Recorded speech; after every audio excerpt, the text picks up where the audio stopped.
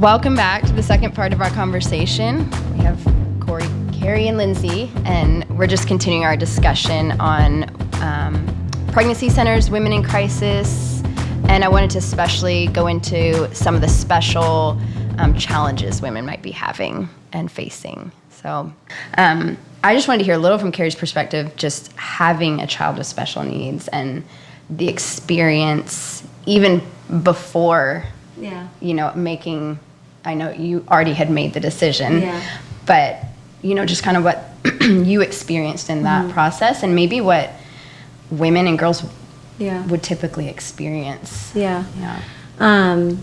So I have so much I feel like I could say. Just shrink it down.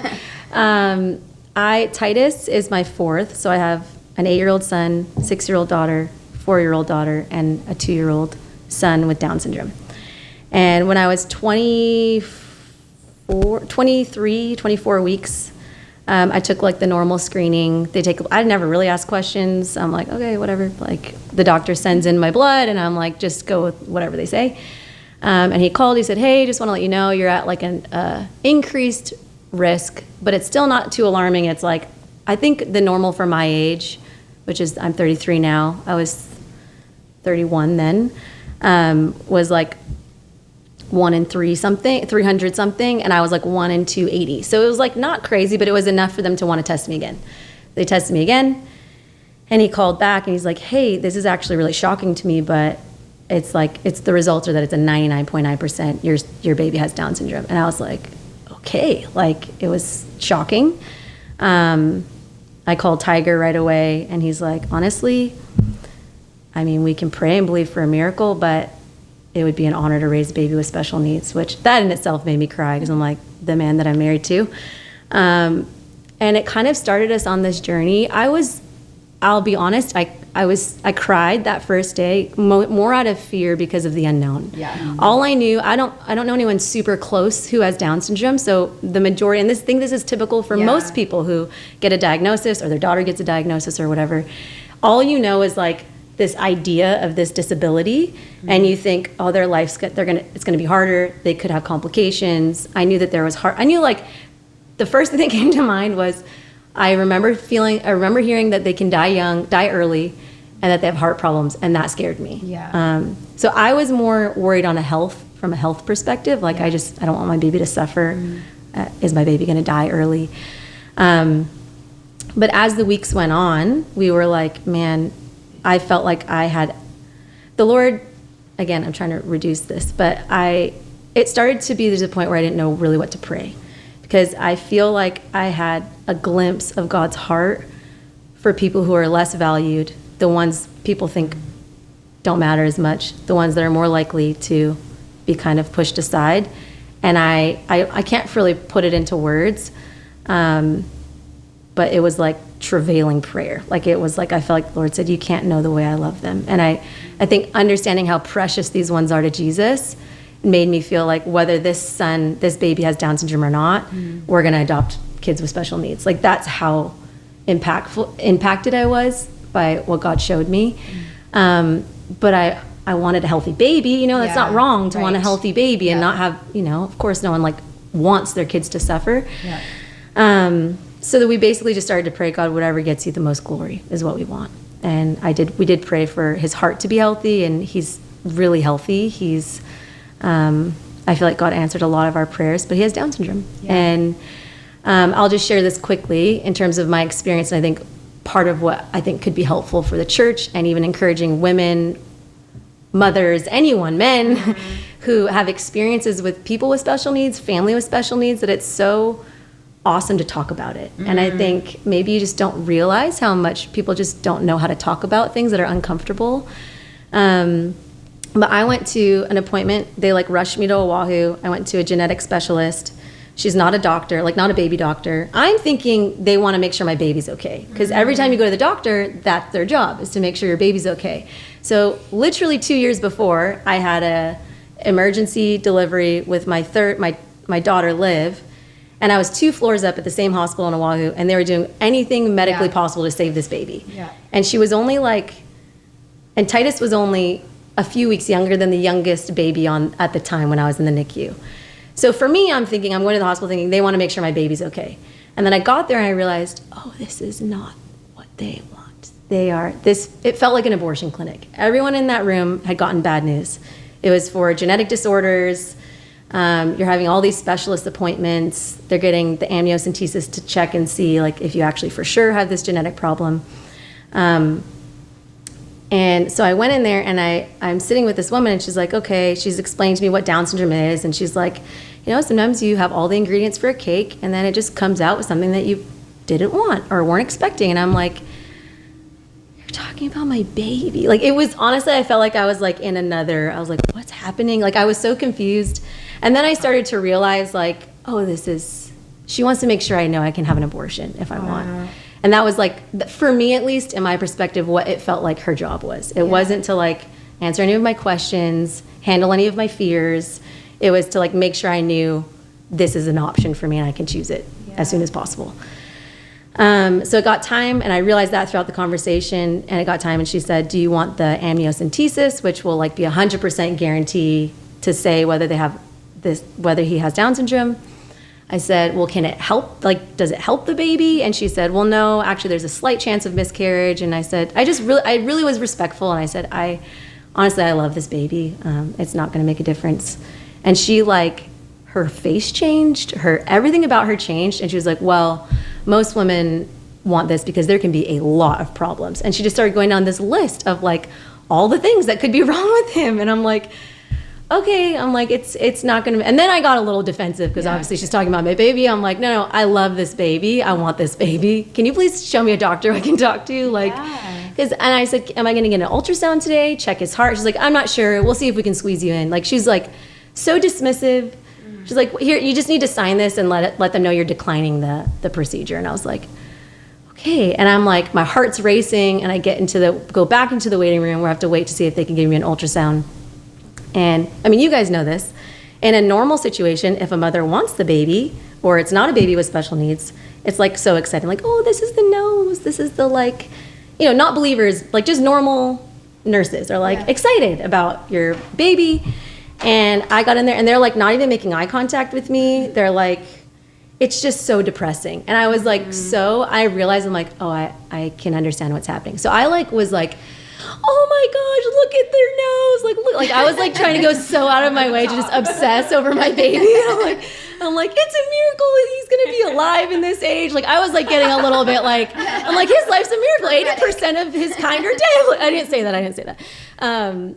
Please forgive me if that offends you. But I just was honestly, I'm I want to shift the culture in this room. This is my baby now that you're talking about. And so I realized then, I was like, wow, this is not just about, so you have probably statistically in Hawaii, 8 to 9 out of the 10 women in that waiting room were going to have an abortion if there was a genetic disorder confirmed. And that literally destroyed me, because I'm like, now I can identify with the heart of God and how he feels for these kids, because this is my child.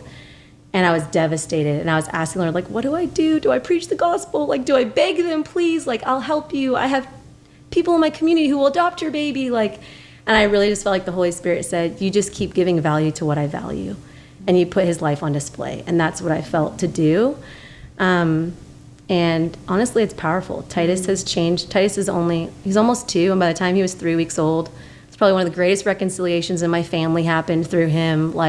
So many things have happened through his life. And I haven't had to hold a poster and say, abortion is evil. Yeah. I just keep putting on display what Jesus values. And that for me is Titus. Yeah, so that, because it makes them think differently. I've had multiple people write and say, thank you so much. I talked to my kids, and they all said, I cried, because I'm they're not a believing family in Oahu, saw something I posted about Titus, and I just asked my kids, hey, what would you do if this was you? And they're like, oh, we would keep the baby. And I'm those are that's a 10-year-old, a 5-year-old are having that conversation. And I know anyway, so I'll wrap this up, but what I feel I'm I wish, because I have an incredible husband, an incredible community. That not everybody has. Not so few people have. Even just in a marriage, statistically, I think a lot of times husbands are really afraid. They maybe aren't as connected to the baby. They may be more just what every woman is going through. And then the first encounter she has is a genetic specialists saying this is going to be horrible, basically. And I'm like, well, of course a woman's going to be like, well, this is hopeless. Like, I can't do this. Yeah. And depending on different voices she has, and then the voices from mainstream media and politics and so I feel like I would love, I'm like, number one, I want to take Titus back to that office and be like, this is my baby. Like, do you remember him? Honestly, not in like a disrespectful way, but in like a genuine, like, this is a real human, like that. These have real implications, you know? Mm-hmm. But then also I'm like, what if a woman could get counseling and like see a video of testimonies of moms? People go out of their way to tell me how their child with special needs has totally changed their lives, how hard it is, the challenges for sure, sleepless nights, hospital visits, and yet unanimously they tell me all the people's lives they've changed. And I think if people could hear those stories and not just being scared, you know? And I think, again, it comes back to that releasing of hope.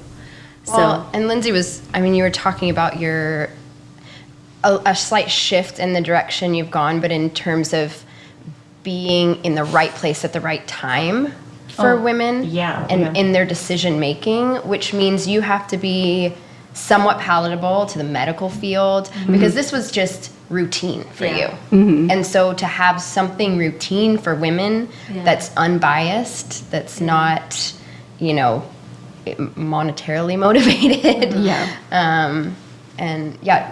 You can. No, that's what we've talked about that a lot. We've kind of been in the last 5 years and a shift in our center and realizing we did so good at creating this hopeful, welcoming environment for women and all this church support for women. Once they'd made the decision, they were going to carry to term and adopt their child or parent their child. But we had all these resources for her. We had people who would, lay down their lives. Like you said, adopt child out of foster care. The church is incredible in that way. But we realized we were missing a bet, and the women we really, really, really needed to reach were the ones that were being told abortion was their best option or their only option. And we needed to create the same kind of welcoming environment for her way before she's made the decision. When she hasn't made the decision and we don't know what decision she's going to make, but we want to be there for her in the decision-making process and then walk beside her regardless of the decision she does make. That's really big. Yeah. And we realized that's a big shift in our mission. That's a big shift in our services. That's a big shift in how we talk about ourselves in the church, where clients come to us from, right? Clients who get pregnant from the church. And we realized just the way we talked about ourselves in the churches, we were not a place for the woman who is thinking about abortion or even seeking an abortion and feels like that is definitely what I want. I've already decided. Right. We feel like if she feels like she's already decided, we're not telling her there's a reason for her to come to us. Right. And our service is really... Because it's kind of us, them. Yeah. Like our that service is really, world. to meet our mission, to meet the heart of what we want to do. Our service should be primarily or even only for her, most welcoming to her. Yeah, for sure. You are in a terrible situation to where you know you have to have an abortion.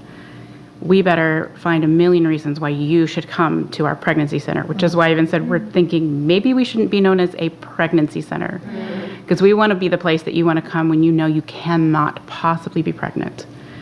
Right? But we can still give you hope. And the crazy thing, I think I told Ryan this the other day, but we were doing our statistics, and we've seen much, much more clients come to us with abortion as their goal. Like, I really don't need to hear anything else. I know this is going to happen. And we say, okay, that's great. We can help you. We can support you. We can care for you. But we see those clients come to us, and over the course of a 45-minute appointment, 80% of them leave and have changed their mind and now decide on a different choice. Wow. I'm like, that's it, right? That is the work. But those are the ones you want to somehow get through your door. Yeah. We have to get them in the door. And by getting them in the door, we kind of have to meet them where we are. And then also be willing to provide services. Like I said, we're going to love them and stay with them. Not just if they make the choice we hope they make. Not just if they choose to parent, not just if they choose to make it, but if they make an abortion, we make sure there's so little places for them to go. Right. If if they've told nobody they're getting the abortion, where do they go if they struggle with it afterwards? And that confronts the thing that the accusation that if you're pro-life, you're not like pro the woman. Because I had another friend who made the point, she's like, honestly, most people I know who are pro-life would also do anything for a woman in crisis.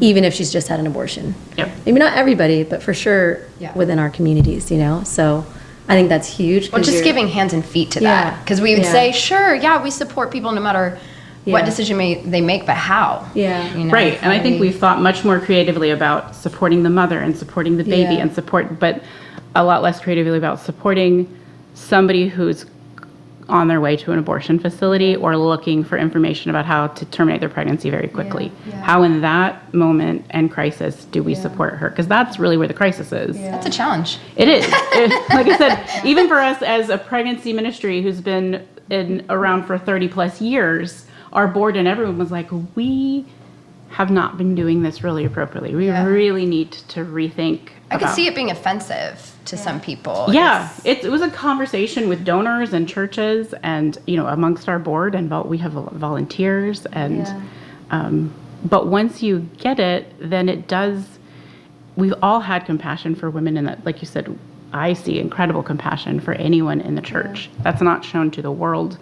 That's not how they think we are, but we really are, and it's been incredible to me. Of going to very pro-life, very conservative churches and presenting this idea, and seeing them immediately go, absolutely, that makes so much sense. Yeah. We want to support these women, regardless of the decision they make and before they made a decision, without hesitation.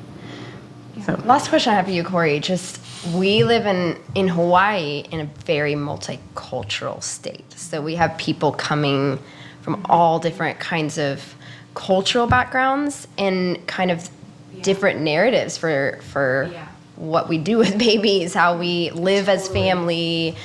How does that work? I mean, have you had to do you just kind of learn as you go, or how do you address that with the people that come? Yeah, so I think it's been learning, but it's also been, it's two things. So I feel like we recognize where they're coming from, because obviously we have like so many different island cultures here, and then people who may have only lived here for a year who are coming from different places in the mainland. And so it's like every day you're seeing diversity in like where they're even coming from in their worldview. And so it's like obviously being as educated as we can on where are they coming from, what do they believe about birth, what do they believe about community and what their role of their community is, and all of that stuff. And being open for the ones who are gonna just drop in. This happens a lot. They'll drop in and be like, okay, I need help right now, but we know that if we tried to make an appointment, they'll never come back. Or just like looking through the framework of like actual real life here. So it's like, of course, we need to know those things. And then also, it's like having like a culture like firmly established in our doors, though, that like once they're in with us, we're trying to get, we want them to see like the things we value too, of like honor and connection, and almost like helping them reframe like, no, like you're a parent, and especially with the dads, like really pulling in a lot more of these like local dads to get super stoked about the ultrasound, and they will really quickly, but I think a lot of times like maybe they're not asked. They're waiting to be invited. Yeah, and so there's like little shifts that we've made, or that we'll just recognize, okay, this family needs this, or like it's really important that this mom comes in, or this one doesn't, or the grandma. Whatever.